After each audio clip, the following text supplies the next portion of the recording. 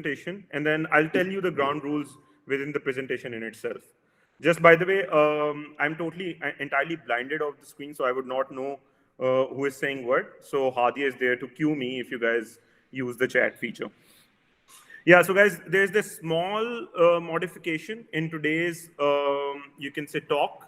I would not call it a workshop because it's too short of a timeline for a workshop in itself. So what I've done is, instead of talking about the logo in itself, I have decided to touch the topic of brand identity, which in a way also covers the logo part as well, the logo system as we call it. And we'll see how it differs and how it is related to you guys and why I chose brand identity over logo system in itself. So this disclaimer, just by the way, you do not have to take notes in parallel. I would rather have it as a more of an interactive session. So I'll send the slide deck over to you guys once we are done with this webinar. So you would not have to, like, you can say, like, take notes from every screen. But before we begin, I would like you to list down your favorite logo, and then, like, you can take 15 seconds for that. And then you have to write down 3 reasons as to why you like this logo. Like, why is it your favorite logo? And then once it's done, all of you can just say yes, or simply Hadia can tell me that, okay, we can go to the next slide. So again, I cannot see you guys, and I can only see this slide in itself. So I'll wait for Hadia's cue on this one. Okay, so guys, please go ahead and write down what your favorite logo is and 3 reasons, like Usama said, why it's your favorite logo. And I will share your answers with Usama.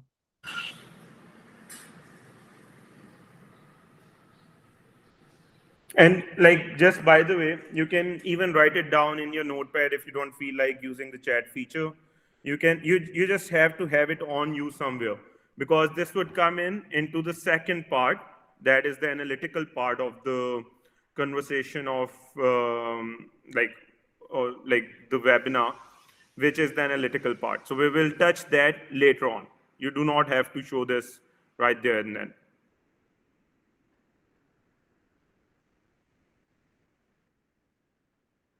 All right, so I guess we can start then. So general introduction of myself. Hadi has already given you a very detailed profile of who I am and where I come from. But a very important statistic, or you can say information about myself, which I want to share with you guys, is that I'm a software engineer turned designer, and I'm a self-taught designer. So this is where I would like to relate with you guys, and this is where I would like to know you too as well, in terms of your aspiration and what are your goals and expectations for this webinar. Because then I would get to know that should I touch the very advanced topics or the very base level topics. Again, Hadia, if you could introduce them, or they can introduce themselves as to who they are, like their city, age, let's say their profession, and why do they want to learn designing, for instance, or let's say logo designing to be precise. Like, do they want to start their own business, or they want to sell their services of designing and whatnot?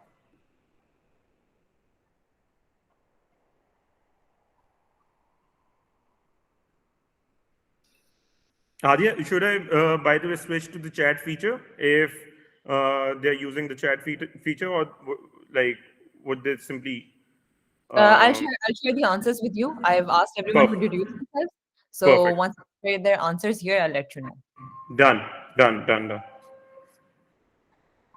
Guys, we'd love to know about you all.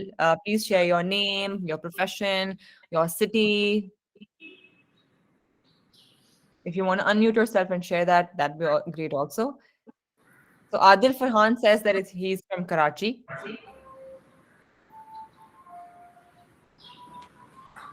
Hello, everyone. My name is Ali. Osama was my senior in university, and I'm hiring from Pakistan React and DevOps developers. And Majid Makbul asked me to share a logo of my company, so that is why I'm here to sort of Amazing. come up with the yeah. So Good to see you, Nice man. to nice to meet you, Adil. Like Sir Majid Ali. Maghul is, oh sorry, Ali. Sir Majid Maghul is a very important figure of my entrepreneurial and professional career as well. So yeah, glad to have you here. Thank you, Thank you. Ali. Thank you so much. We have Zubia Samin, who is a BS student and she wants to learn design a logo for her startup. She's from Sahiwal. We have Lucia, who's working as a QA for a small Lucy, IT. yeah, We have Maisa. She is a graphic design graduate since 2004. She doesn't work till now and she's starting her own business. So she needs to work on her skills and to refresh the information. Farhan Rajput is from Jhang, Pakistan, and he's a WordPress developer and digital marketer on Fiverr. perfect, perfect. So yeah, since like you guys can, as you can see, it's a very diverse bunch. So what we'll have to do is we'll have to, you can say, touch the only technical aspects of what designing is, and I'll tell you like what's the differentiation between the technical or the creative aspect of design. And then I would keep it very basic. Like we can have a very advanced level conversation, or you can say discussion, or we can touch a particular niche or vertical at the end of the talk. So the ground rules are pretty simple. I would expect you guys to be like, I would expect you guys to make it a very interactive session. I always believe in two-way communication. This gets to like, this cues me to also touch down or double down on topics which I would otherwise assume that they are not important, but they might be of importance to you. Or they also tell me regarding the general flow and the direction of the talk in itself. You can feel free to interrupt me whenever. And then secondly, I've divided this conversation in four parts. One is theoretical, the second is analytical, the third is practical, and of course, then we have a specific Q&A session where I will take in your questions and answers. The theoretical part will just, you can say, breeze through it because it's all over the internet, to be very honest. What I'll do is I'll initiate you with regards to the terminologies used in this industry so that you can search them through. By the way, everyone has their own definition, let's say, of a logo or of a, so there's no consensus. So you can search them through in your own free time. Analytical part is where we'll spend most of the time and it's most important. And then when it comes to practical, I'll show you how you can go about your first logo design in itself. And then in Q&A, I can either help you out, I can actually actively design it for you on screen, or I'll take it on with you post this session in itself. So starting off with the very first slide, subjectivity versus technicality. This is a very major theme of this entire workshop in itself. We'll only touch upon the technical aspects of design and not the subjective aspects. As you guys can see, like a typical example would be that some people like pineapple on their pizza and some people do not like pineapple on their pizza. So it's more of a subjective thing. It's more of a matter of perspective, choice, likability, and whatnot. This is debatable, and since there is no general consensus, so we would leave, or you can say avoid such topics. Whereas pizza on pineapple, although I was searching this through when I was making this tag, turns out it, like I was searching it as a joke, turns out it's an actual thing. It happens to be a dip, but technically speaking, you would not call it a pizza. And this is where I would want to, you can say, highlight on the fact that generally people confuse logo with the brand identity or brand in itself, whereas logo is just the starting premise.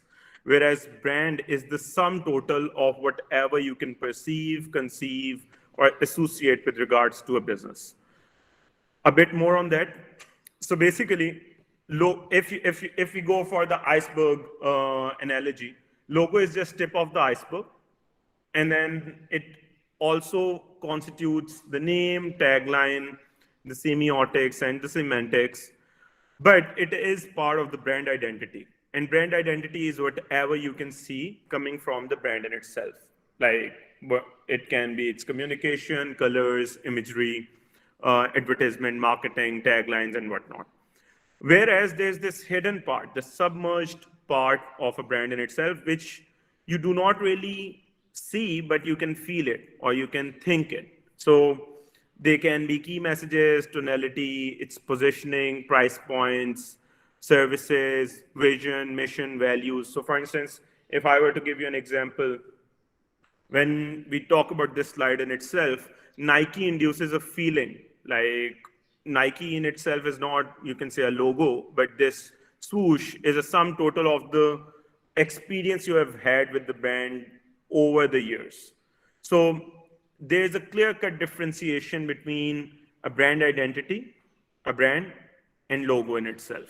There are some gray areas. Certain agencies, certain individuals, and certain professionals draw lines, like you can say, a bit ahead or a bit behind. But still, there is a clear-cut consensus on this one that there is a clear-cut bifurcation on the entire topic. So if we further drill down on this, brand technically is your customer's gut feeling about the product, service, or company in general. Identity is the set or collection of visual elements, including the logo. Again, logo is the building block of that. And then logo is that particular symbol, insignia, emblem, word mark, or whatsoever, which you see to identify the brand. So for instance, if we take Apple for an example, you'll only see the iconic insignia or emblem, and you'll like your mind would say Apple, whereas you are not actively reading it as part of the core logo in itself. So if we were to, let's say, build, or if we were entrepreneurs or businessmen, or let's say if we are a freelancer who wants to make a logo in itself, the first answer, the first question you should ask yourself or your client is that, have you done your research and have you strategized enough that you have a mental map of the brand you want to make? And then if they say yes, then you'll say, okay, then have you researched or thought upon or brainstormed upon the identity you want to create? And if the answer is yes, only then you should shoot for the logo designing process. Because at the end of the day, just like a pyramid, it has to be a bottom-up approach, not up-bottom. The classic mistake most of the companies do, or most of the individuals who are new to the entire domain do, is they start up-bottom. So they start with a logo, and then they want to make an identity around it, and then they want to make a brand around it. Like it's, again, it's subjectively, it still is okay. It can work out. It's not like this is the thing with creative. The creative field can take its due course howsoever, but technically it's wrong. So it should be avoided because there's a higher priority that you'll end up making a very messed up brand identity, which later on would have to be revisited. So what makes a brand identity strong? Generally speaking, every one of you would have your own version. And again, if we search the internet, if we ask any other professional, they would have their own preference with regards to that. So what I did was I simply used all the possible terminologies or words which could be related to this. And then we can say that the list goes on. So coherence, consistency, appeal, relatability, association, recall, and the list goes on. So far, any questions, by the way? Yes. Sir, these are the basic principles before starting a brand? Sorry? These are the basic principles before starting a brand that you are teaching us right now? Yeah, so I like what we are doing right now is we are taking on this route that, let's say, I'll give you a very good analogy, for instance. Let's say, by the way, what is your name? My name is Abdurrahman. Abdurrahman. So Abdurrahman, let's say you and I are friends and we decide that let's start a business together. So both of us are totally blank as to how our brand would look like. So a product, of course, is very much different than a brand in itself. There's this terminology which you guys should look upon. It is called product brand margin. It is a division of marketing in itself. We can touch that later on, but you can write it somewhere and you have to search product brand margin online. So what we'll do is we'll say, okay, we know what we want to do. Like we know what kind of a business we want, but we do not know what kind of a brand we want to go for. And this is where we would start. So we will start off with this. I'll say, okay, Abdurrahman, let's strategize and let's research, let's say, what our competitors are doing, what the general market is doing, and that comes in later on as well. But this is the general route we'll take. We'll strategize first, we'll research first, then we'll form a narrative, which is generally called, referred to as the story of the brand. Upon that story, we'll create an identity, a personification in our own mind. And upon that, we'll create a mood board. Then we'll create, you can say, certain semantics, semiotics. And this is how we should go about approaching our logo. So technically this. So we should start bottom up. And for All to right. make it, Thank you. to make it simpler, so this is the general roadmap brands these days follow. Again, you do not have to note it. I'll shoot the slide deck to you. This is the route we'll take. And this is the route we Excuse me, sir. take here. Sorry? Uh, some people use promotion in the start of the brand. So is it a right thing, or we have to first make the No, spread? no, no. So the promotion is part of marketing. It has nothing to do with branding. Like, so for instance, let's see it like this. So there is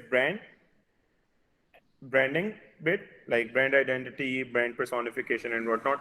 And then comes the marketing and advertisement bit. So promotion falls under the crosshair of branding and marketing. That comes in later on. Once you have the logo with you, that is when you'll go to promote the brand or the logo per se. Excuse me, sir. Sorry for interrupting. Can you differentiate between marketing and a brand? Yeah, absolutely. So let's just put it this way. Branding is step number one, and so far we have only talked about step number one. Marketing is step number two. We would touch step number two as well, but later on. Later in this, you can say, discussion. I have some case studies for you guys.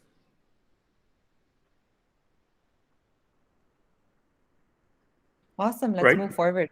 Abdurrahman, yeah, perfect. Yes. So this is a general checklist we here at A-Clan follow, and so now we are transitioning from the theoretical part to the analytical or subjective part in itself. About this list, its postulates or its steps. So we have divided it into 16 steps. They are skippable, they are interchangeable as per the project or as per its needs. These steps can be used for either the branding drills or rebranding drills. So coming back to the same analogy, let's say both of us, Abdurrahman and I, decide to start a business. So we are standing here at step number one. We say, all right, we want to have a very long-term business. So what are our long-term goals and what are our short-term goals of the business? On the basis of that, we'll go to step number two. What we'll do is we'll try to do a marketer, you can say a competitive analysis of the entire market.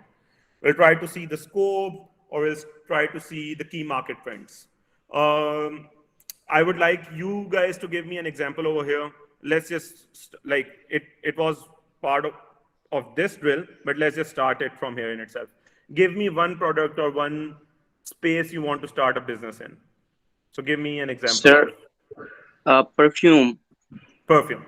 Perfect. So let's say we want to start a business of a perfume. So what we'll do is we'll try to define the scope and the key market trends. When it comes to perfumes, since they are luxury brands, what we'll have to see is we'll have to see that which region we are starting in and where do we have to sell it. So for instance, like I am sitting here in Pakistan, and although Qureos is a Gulf-based nation,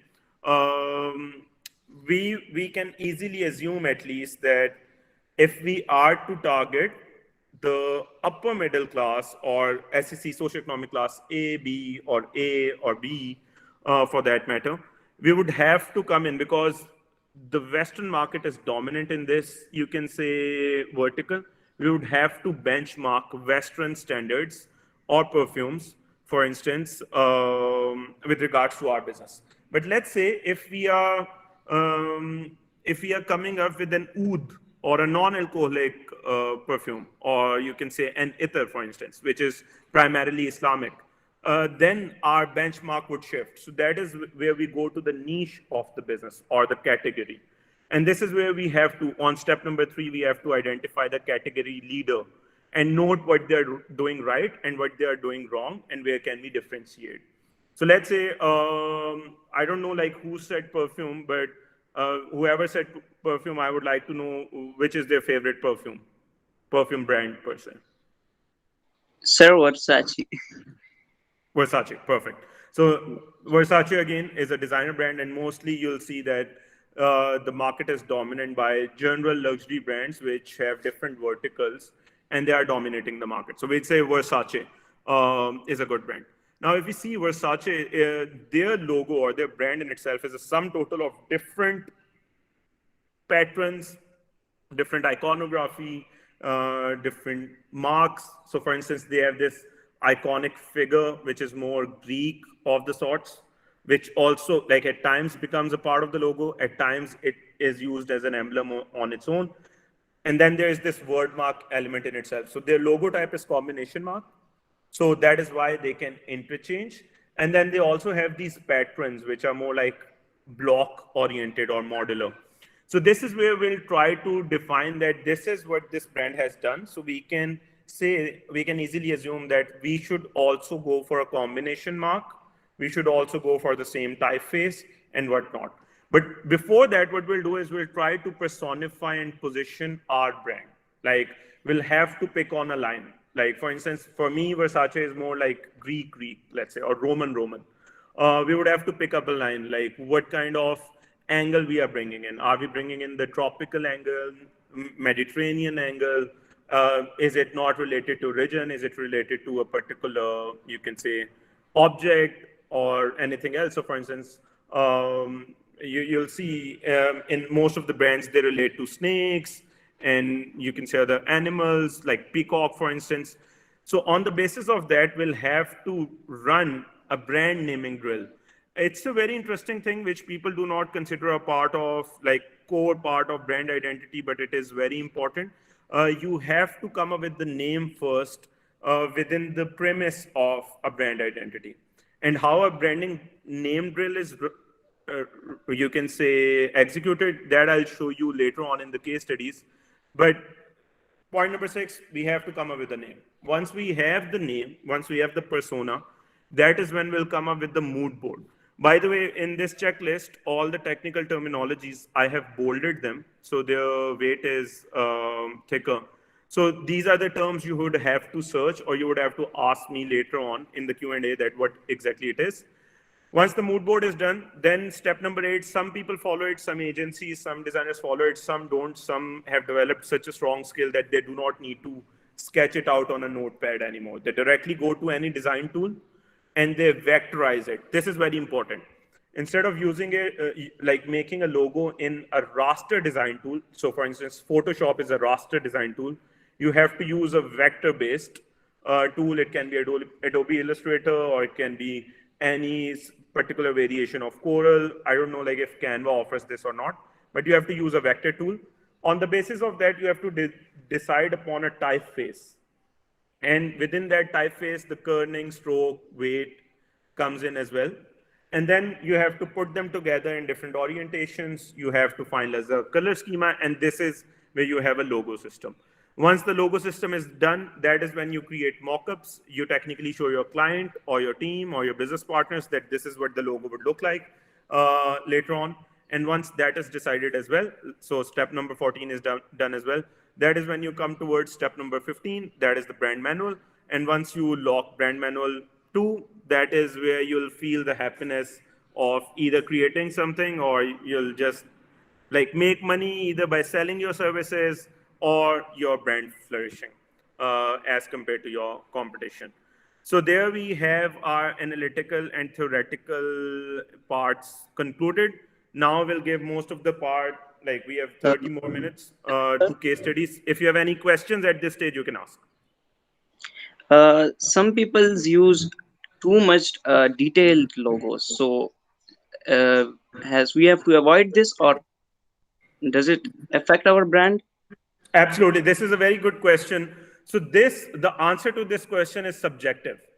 Like I said early on, it's a matter of choice. So the answer to this question is a matter of choice. And this is the area we would not touch just yet. Technically speaking, both are right. So it's akin to saying some people have pineapple on their pizza and some people have, some people don't prefer pineapple on their pizza. Both works, both have their demand, both have their applications, and if done right, then it works. There's no, you can say, technical disresonance in the entire drill. Does that answer your question?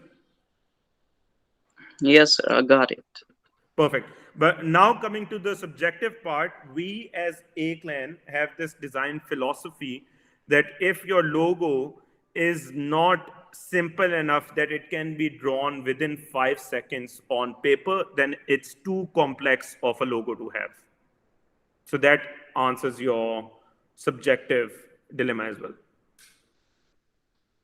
But that is akin to saying we at A Clan like our pizzas with pineapple on it. Great. We have a Yeah. question from Zubia as well. Zubia is saying, what is the Easter egg in the orientation point? Interesting. It's really nice. The Easter egg will come to that. Like there are some logos which have some hidden messages, some hidden symbolizations in them, and we, like a general user or a customer, until and unless they are actually told where they are, what they are, they miss out on it. Perfect example would be Toblerone. So, like, case in point, let's discuss this. Do you guys know what the logo of Toblerone is? No, sir. The Toblerone, the chocolate. No, sir, we don't know. So it's a mountain, but within the mountain, using a negative space, like you can search it up there as well. They have a bear, which represents the Swiss Alps. And then same goes for FedEx. FedEx has a arrow in it. And then Amazon has a very clever play at A to Z. An arrow, a smiling arrow goes from A to Z. That pretty much represents everything they sell. Like, so there are some Easter eggs which you'll see in the case studies. Formula One also has one Easter Sir, egg. as Sorry? Formula One also has one Easter egg. Absolutely. Yeah, absolutely. They have played it very nicely with the negative space. So there are many ways of leaving Easter eggs within a logo. And sir, that logo. how many types of logos are there? Means, So primarily there are 4 types. We'll touch them in the case studies as well. Combination mark, word mark, letter mark, and insignia/emblem. I'll come to that soon enough, as soon as we start the case study. Hadia, do we have any more questions, or should we shift to the case study in itself? Yeah, let's move on to the case studies. No questions right now. Perfect. So people who are in Pakistan, they would know of the brand Airlift. Those who are not aware of this brand, I'll tell you a brief anecdote and then we'll switch to the case study as to how we went about the rebranding and repositioning grill. So Airlift started off as a mass transit startup in Pakistan, a technology startup. But as COVID came along, their mass transit business had to shut down, or let's say was to be shelved. So they rapidly converted into rapid commerce. So their entire vertical transition. And this is where they needed a new brand, or they wanted to reposition themselves. They came to us, and this is where, we believe that we should not make part of them, this deck should not constitute the elements of that drill. So this is where I would have to deviate from this deck in itself.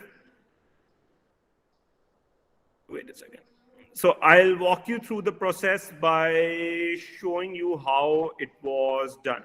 So let's say this is what the company was. Can you guys see my screen? Yes. Perfect. So we created their website, we created their other brand elements like their driver training videos and whatnot. So we already had a fair idea of what the brand design philosophy is, or the brand philosophy is. So you'll see a lot of coherence, right? In the overall imagery, the grading, and color schema. But then they came to us and then they said that since we have entered the, wait a second. Yeah, this is relevant to you guys. Since we have entered the mass transit business, we want a new logo. Again, same, you can say, discussion which we had earlier on in the theoretical part. They wanted to have a logo, whereas we pitched them that you should reconsider your entire brand identity because now your vertical has changed. You have shifted from mass transit to this, so your entire brand identity should be revisited.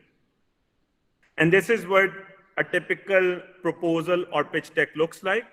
So you can see for Airlift by A-Clan, 3 November 2021, we gave them this. So for instance, I can share the numbers with you, but generally you should have your own price points. This is what the breakdown looks like. So for instance, we were pitching them, if you go for the visual identity package, you'll get this. Like the deliverables are, you can say, in front of you. If you have any questions, I can entertain them. Otherwise, we can simply skim through. So discovery, messaging, design, content deliverables, documentation, launch, implementation. And then if they go Sir, for I an haven't got sorry? what I haven't got this one. Yeah, so I'll tell you. Basically, this is for everyone who wants to sell their services of logo designing and branding. Basically, you always give your client some options. And this is one package from us that will only take 2 days to get done with this entire drill, which is your brand audit, which we discussed early on, step number 1 and 2. You remember we had a checklist over there? Yes, sir. Yeah, so basically, this is what we pitched them. So one of the packages got selected. So this one was a custom one where they wanted to have, so like they mixed and matched both of them. And this is where we decided that this team would work on their project based on the, you can say, package they went ahead with and the deliverables they were looking after.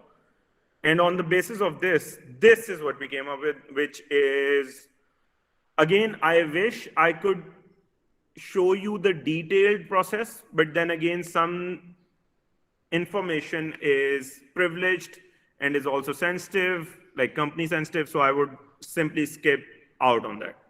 So you like start off with your premise, then you come up with your insights, what the company wants to do, and this is the core slide where I would like to, you can say, dive a bit deep with regards to the typeface, kerning, and color schema. So in their case, the discussion we had earlier on, the preliminary thought process we had, on the basis of that, we skipped out on these. So generally speaking, typefaces can be categorized into these 4 types. So on the basis of that, we missed out on or dished out on these 3 types. Again, it was not very random. It was discussed and it was reasoned, and with a rationale, we decided that we'll go with sans serif and not any other type. Because generally speaking, serif type is used by luxury brands which have pricier tag points. Since they are more mass market, so we wanted to play it safe. Any questions with regards to typeface? Excuse me, sir. Is it necessary to put an icon with the words in a logo, or we can just use the words or an icon individually? No, that's an interesting question. Like I said, that comes in later on. So if you see the steps which we created, that comes in later on, that we have this word and then we have this, let's say, object. Should we merge them together or should they stay separate? So for instance, Apple.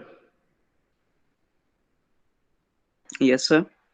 Yeah, so like it's totally okay to have different versions or different iterations of logos. And you'll see that in this slide deck in itself.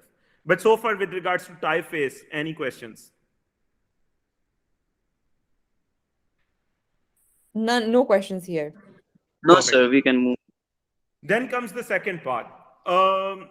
You might have observed or you might not have observed the capitalization and the kerning, which is the spacing between the letters in a logo, is very pivotal and is very significant.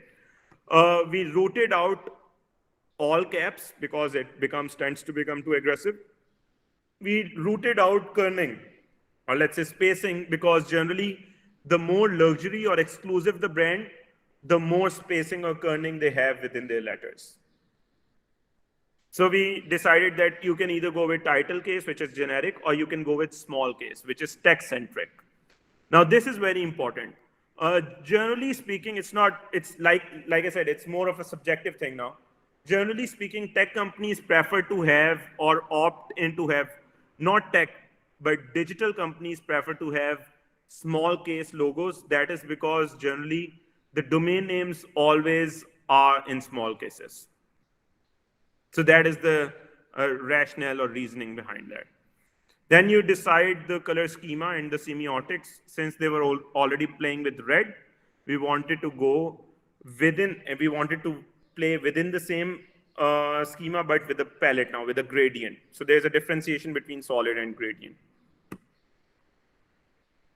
Questions so far with this one? No questions. Perfect. So let's say this is how you then present your concept. All right, so in our case, we decided that we'll come up with the logo type, which is a logo system. It has to relate to the name. Actually, we pitched them that they should consider their name altogether. They should change the name of the brand in itself, which is concept number 4. It comes in later on. So we pitched this. We said glider, then capital A, air, then lift upwards, and then capital L, lift. And on the basis of that, so why glider? Why this object? Because we were like that your product is very functional, it is very light, it's easily accessible. So we came up, and also glider is that one object which is lifted by air. So that was this wordplay in itself. So we came up with this. So if you see this, these 4 concepts combined became this. And this was, let's say, our core logo, which was, let's say, pitched, right? On the basis of that, then you come up with subsidiaries. So then the one subsidiary would be called this. This is what the mock graphics would look like, or the initial logo revealing, let's say, communication would look like. This is because they were going to South Africa. This is what would look like if they introduce, let's say, a South Africa delivery poster.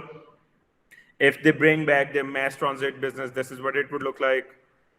So this is the family. Then the family you can say at one day they can switch to this. Like they can switch to title case if they are to go towards other verticals as well, other than tech. And this is the word mark, right? So here we conclude concept number 1. Concept number 2, which we pitched, so this one was on the serious side.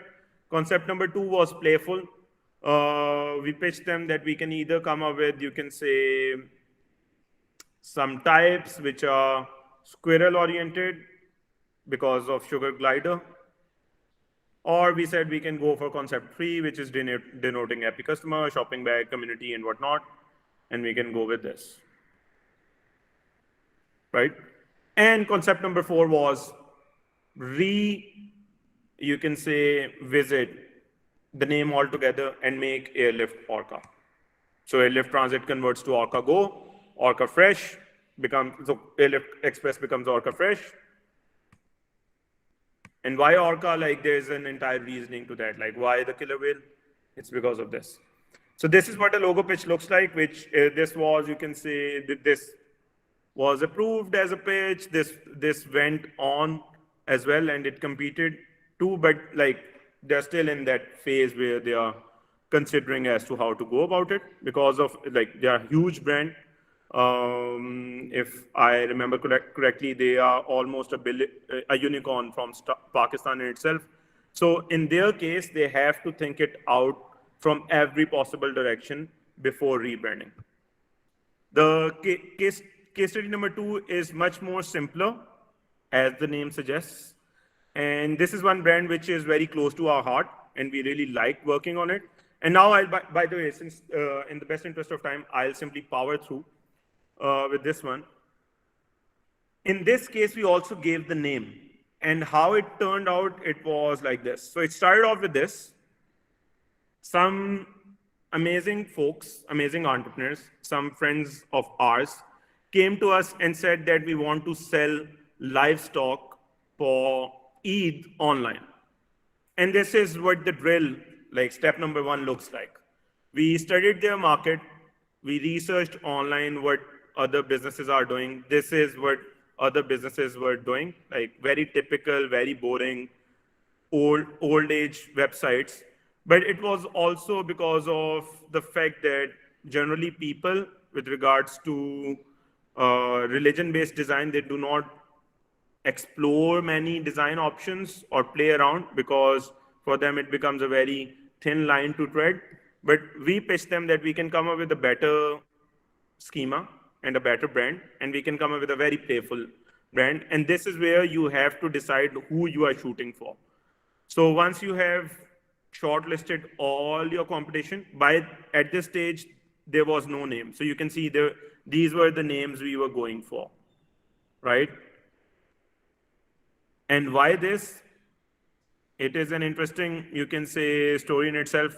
As we drilled down on their business approach, they said later on they might go for agriculture as well, or you can say any agriculture related stuff. So that is when we told them that they should come up with the brand name or with a brand which is a prefix, and it can be modular. So this is where Simply came along. So we decided upon Simply Eid as the brand name. Wait. Now we have the name with us. So a good agency or a designer, what they would do is they would create a mood board before diving into the logo designing phase in itself. So we created, after a lot of mix and match, we created a mood board and we showed it to them. This is what a mood board is. So basically, mood board is a collection of how you perceive the brand in the longer run, the kind of colors you want to see, the imagery and whatnot. And this is entirely different from the competition they were seeing. Matter of fact is, pink was a very bold move to do with regards to this brand in itself. This mood board was approved. On the basis of that, these logos were pitched. Wait. All right, so one is missing. One logo is missing. But we'll come to that later on. So this is how a logo system is pitched. On the basis of that, so we decided that we would keep, like, we would bifurcate the word mark in itself, and we would not have any object to represent. Whereas we'll go for real life images and imagery. And this was selected, and this is how the brand turned out to be then. It was entirely different, cutting edge as compared to their competition. This brand turned out to be very playful. So as you can see, the use of imagery, the kind of language being used is entirely different, and it's part of the brand manual in itself. So I'll share all these links with you so that you can study in detail as to how it went along. Coming back to case number 3, RubyConf.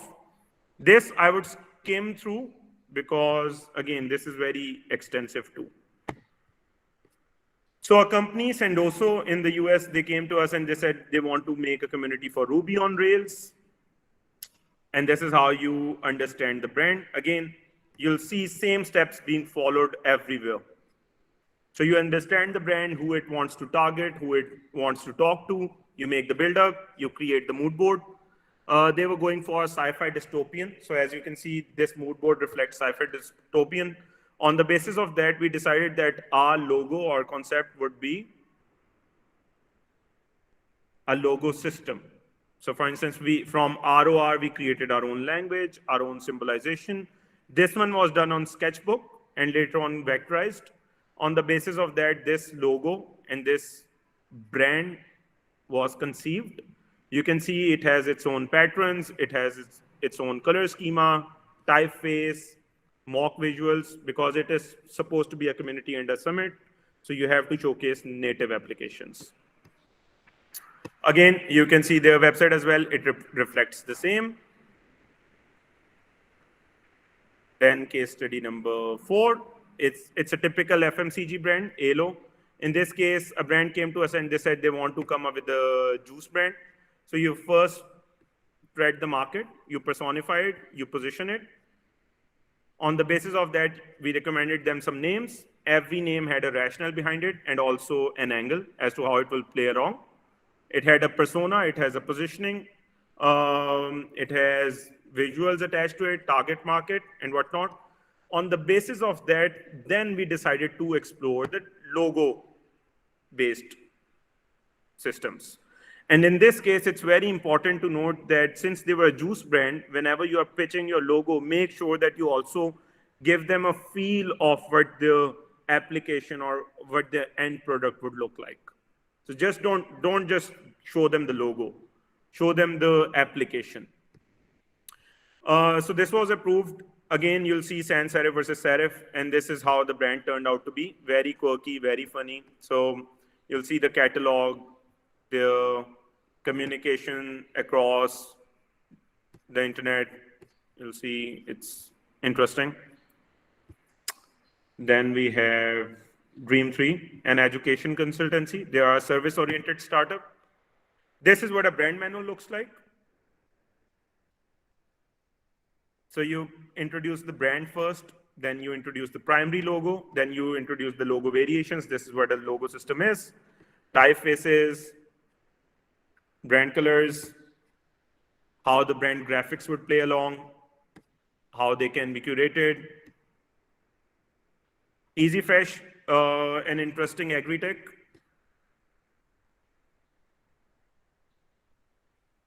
They had a very saddening, rather very bad logo early on. So this is a rebranding assignment. So you can also pitch your logo within one canvas as well. So I've actually cherry-picked certain case studies which we have developed over years that there's no set way. Based on the timelines involved, the budgeting involved, you can also showcase your logo in one go, in one canvas in itself. So basically, these are vegetable stacks, and it's also E, and it's also F. So this is an Easter egg for us. This logo was adopted, and on the basis of that, this brand manual came along. So you'll see, since they're talking to farmers as well, we also introduced the Urdu localized version of it. We also created some graphics for them as to how the brand would play along. And now the website this is the new website which is being made live. And that's pretty much about it. I guess we are already gone past the demo time. We can take on the Q&A. Hadia, your call. I was thinking of creating a hypothetical brand, but I kind of did it with the perfume. We can actually make it a part of the Q&A in itself. Yeah, absolutely.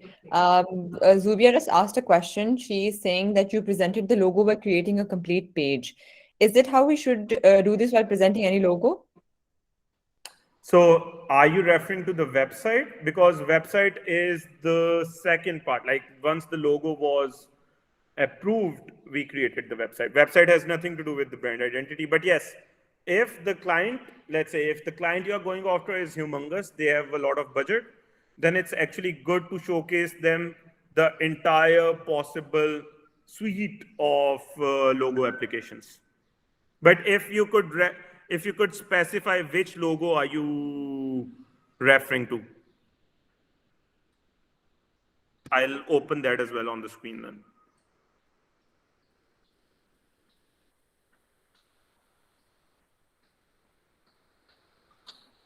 While Zubia shares the name of the logo she was talking about, Ruba Azhar is asking, is it important to have a degree in graphic design or technical education to start this career? No, absolutely not. This is why I said early on, right from the beginning, and I shamelessly say that I have absolutely no academic or technical know-how or a degree in the design department, but I am considered the ace designers within our ecosystem. And I do it out of sheer passion. Like, for instance, although I'm an entrepreneur, I have co-founded multiple businesses, but design is what I do in my free time. And this is why I wanted to share my personal process with you guys, which I have, you can say, finalized through hit and trial over the past 7 to 8 years, just to showcase that design is one field. In fact, tech in its entirety is that field. As long as you have this passion, there are many online resources. You'll go for it. But the best teacher technically is industry in itself. If you see the way we used to present our logos or branding assignments 4 to 5 years back, you'll be actually like, you'll be baffled. We get, you can say, agitated just seeing those logos. That is one of the reasons we are yet to update our decks as well. Also, the budgeting and how you pitch it matters a lot. In order to, like, every single client, unfortunately, especially in the design field, they can argue with you that, hey, why should I pay you, say, ₹1 million for this logo, whereas the same thing can be done within 5,000 rupees via Fiverr and whatnot. The major differentiation is that a freelancer would not see it through as the brand in itself, as the brand identity. They'll only look at that one tip of the iceberg, and within $5 or $10, they'll give you tip of the iceberg. So while you're pitching, you have to make it clear. Like, if you're actually selling your services for $5, that is perfect as well, because then people would know what they're buying, right? But if you want to shoot for higher prices, higher price points, you have to pitch it this way as well. You have to actually educate the client. Excuse me, Great. sir. Yeah, Excuse go me. ahead. Sir, I would like you to give us an example of any academy or school's logo. And if it is yours logo like Qureos, I will appreciate it more. Any academy or school. Yeah, if it's Qureos, I will appreciate it more, like your own logo. No, so all the logos I showed you, they are our logos. Like, I personally spearheaded These them. were products and services, and I'm asking about any So academy. this one is an education consultancy. Okay, this one. This one is an education consultancy. Wait a second. I'll open the website for you as well. In fact, now that you have mentioned it, we might as well go and check the Instagram too. So this is an education consultancy. You'll see all the logos over here of all the Ivy Leagues. So it's Dream 3. Yeah, It hasn't opened. Yeah, this Okay. one.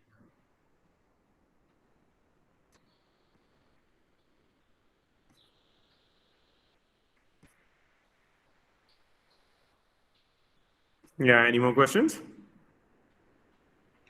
Sir, can you explain By it a the way, you bit? can refer to me as Usama as well. I'm very chill with that. In fact, I would prefer that. All right. So can you explain it in a brief, little bit? As to what this logo represents? Yes, sir. Absolutely. So Aisha Hassan, a very brilliant entrepreneur, in fact, she's the founder and CEO of Dream 3. She came to us and she said that I want to make an education consultancy, a company which is very cutting edge and unorthodox with regards to the Pakistani education ecosystem.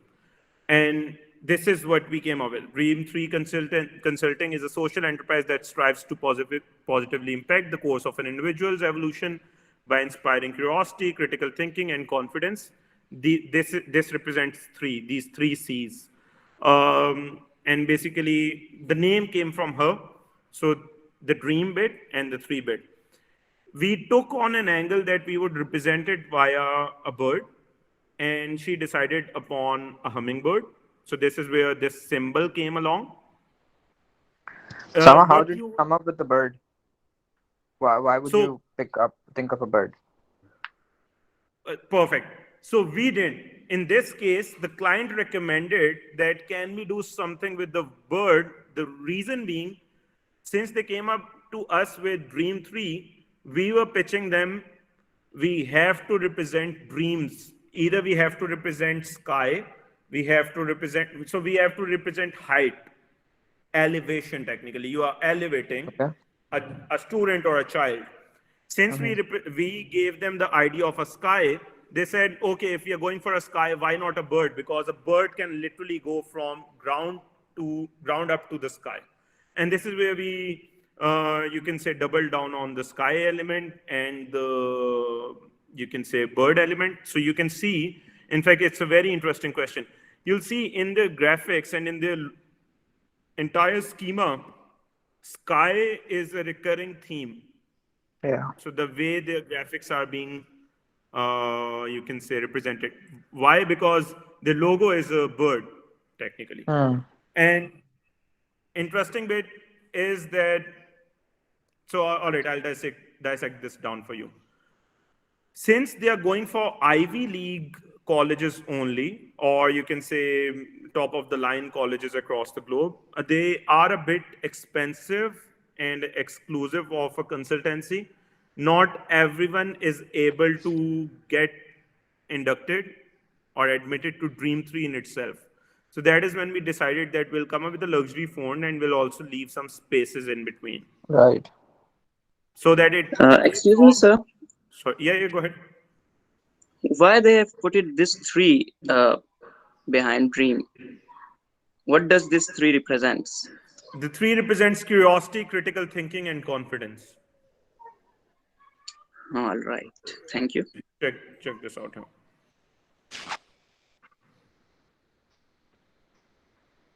Yeah, 5 is up. Again, I actually committed to Hadia that I'll be bang on time because I tend to speak a lot. I tend to waste a lot of time as well.